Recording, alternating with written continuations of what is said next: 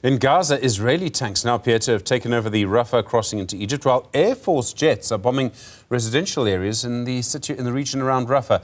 Rafah, as I understand, is the last place where Palestinians can go after they've had to evacuate all of the northern areas of Gaza because of the Israeli offensive. While the US has said Israel should not launch a ground offensive into Rafah, the Israeli Prime Minister Benjamin Netanyahu has said he believes he must go into that city.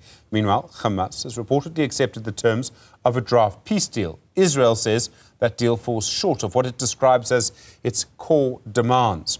Professor Chris Landsberg is the South African Chair in African Diplomacy and Foreign Policy and Director at the Centre for African Diplomacy and Leadership at the University of Johannesburg. Professor Landsberg, afternoon to you. Firstly, I mean, is this the clearest sign yet that Israel is going to go into Rafah? Do you think it's now going to happen? Absolutely. And not only is it going to happen, we can predict the outcome. It might look the areas further north where Palestinians have been asked further north where Palestinians have been asked to move and go seek shelter down south. It might make it look rather mild. I think this is the calm before a major storm. Let me just comment on where you started, Stephen, because it's a very important point, and I think some might see it as symbolic, but you and I happen to have this conversation on exactly the 7-month anniversary of the Hamas attack on the kibbutz in Israel. Today is the 7th of May, so it's exactly 7 months. So I think there's a confluence of things happening here. But where you started was very significant, where that tank, those tanks with Israeli flags went to go and brandish what is supposed to be a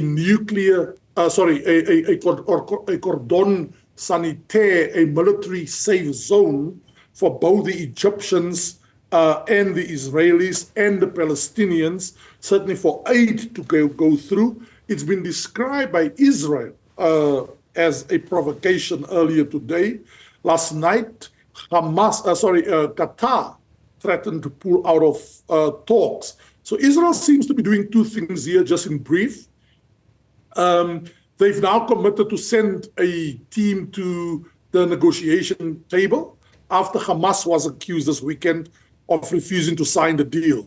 Then Hamas signs a deal, then Israel says no. And why is Israel saying no? Clearly, Prime Minister Netanyahu was under severe pressure from the hawks in his cabinet, who are even more hawkish than he is, the right-wingers, and he's clearly playing not to domestic audiences, but to a government, because that government, as you and I have discussed previously, runs the risk of collapsing. Okay, so the US has said many times, I mean, Joe Biden, the US president's been consistent that Israel should not go into Rafah. The US has said many times that Israel shouldn't do something, and Israel has done it. Is there any way that the US could actually stop Israel from doing it now? I mean, it doesn't seem so. So, Stephen, a point of correction or amplification. It's not that the US said Israel should not go. And this is a very, very significant point. And that is why we see more and more groups reacting against America, because President Joe Biden has never made the case for a ceasefire, let alone to end the war. Let me tell you what the Americans have been clear about. They said to Israel they will not accept the kind of mass casualties and bombings of civilians as we've seen in the months prior, because even America is now worried about the ramifications of legal cases coming against the Israeli government as literally a government that commits crimes against humanity at will. What they have said is, let's get as most of the civilians, that is 1.5 million displaced civilians, cramped up in Rafah in unbelievably unspeakable conditions. Let's get most of them out. And then you go for this major assault on apparently at least 2 battalions of Hamas being stationed in Rafah. And that also explains, Stephen, why those tanks went to go and close the border at Rafah so that Hamas ostensibly cannot run away across the border and use that as a passage. So it's literally preparing for an onslaught, according to the Americans, against Hamas, the terrorists as America see them, but the Americans wish to avoid mass casualties. Israel seems to be blind even to that message from America. There's this peace proposal. As I understand it, it comes from Egyptian and Qatari negotiators. Hamas has accepted it. Israel says it falls short of, they use an interesting phrase, Israel's core demands. What are Israel's core demands? Because, you know, as you point out, on the one side you've got negotiations going on the other side you've got tanks going into Rafah. That's such a fascinating point. But let me preface it, Stephen, by saying to you, if you, which you do, watch the news channels as I do, what were the messages from the Americans in particular during the course of the last 48 hours? The onus is now on Hamas, right? They now have to show their hands, because Israel apparently was willing to accept that peace agreement. Then Hamas surprises everybody, and Hamas signs up to the deal. Then Israel says, no, this is not the deal that we signed up to. What's clearly happening here, Stephen, is that the deal has apparently 3 stages, right? There is the cessation. There will be, secondly, the release of hostages in sort of 10-hour periods for a 6-week period. But the major stumbling block or disagreement between the 2 parties was Israel in favor of a 6-week truce. Hamas was never going to sign up to that. They want a permanent ceasefire. But that's the one Hamas signed up to. It's clear to me what has happened. I come back to this point. Prime Minister Benjamin Netanyahu is even willing to defy the United States, its greatest ally, because at the moment it is concerned about 2 constituencies at home. First of all, a collapsing government, which means he'll be out of government, and there are ICC warrants, which clearly the Republicans are pushing back against. But, Stephen, here's a key constituency. The protesters are not only now protesting, I'm now talking about in Tel Aviv, the Israelis themselves. They're not just protesting against Prime Minister Netanyahu saying you're not doing enough to get the hostages released. They're now blaming the Israeli government under his leadership for having been ill-prepared, asleep to preempt what happened on the 7th of October, and then causing a war just to stay in power. What's the thinking, therefore, of Prime Minister Netanyahu?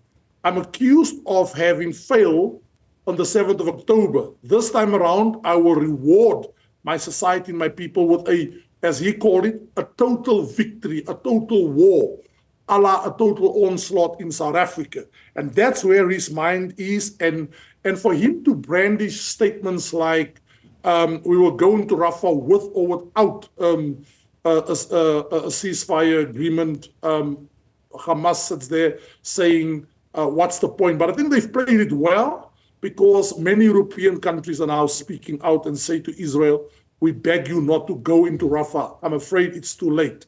Hell is about to break loose, quite literally. So all of this continues, and we keep coming back then to what the end game is, in other words, what the objective of Israel is. And at the very beginning of this, there were people who said the objective of Israel is literally to take Gaza from the Palestinians. More and more, it's harder and harder for Israel to defend itself against that claim. And not only that, Stephen, there was that claim, and we must see that claim alongside the other claim, namely the total defeat of Hamas. Hamas cannot be defeated. Hamas has a military side of it. You've got these brigades, you've got these military groups that launches these offensives. But there's a society that's becoming more irate, more angry, given the destitution and the sheer scale of horror that they're going through. What is significant about your point, one of the reasons it seems why they went as close to the border and even provoked Egypt in the process is to control who goes in and out. And I don't put it past the Israeli government that they would like to see civilians cross the border and join the 5 million Palestinians since 1947 who are already living outside their country as refugees and for all intents and purposes are no longer citizens. They wishes to push them out and keep this, the alleged terrorists that they will identify inside so they can obliterate them. That's their objective. Let's also now talk about just briefly the objective of Hamas.